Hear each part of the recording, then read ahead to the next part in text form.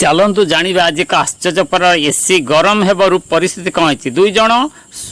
चढ़ई माँ छुआ से माने माँ जाए काम करने को छुआटी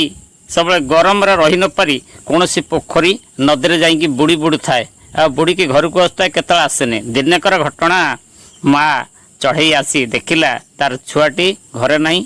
आउ जाइकी घरे रोना गरम प्रबल राखुची घरे एसी ना से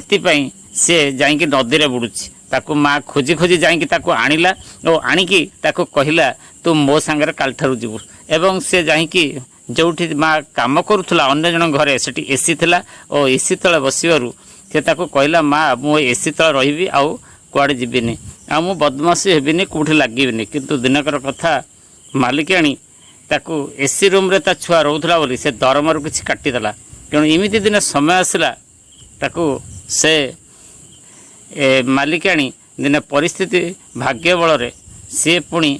घर को लाइन नथिबारु घर गला घर गला बेलू माँ चढ़ई आ छुआ गोटे बिंचुणी रे बिंची होते सी कहला तुम टे मत दिया बिंची तापर ता दरमा काटिदेला से परिस्थिति फल पाई।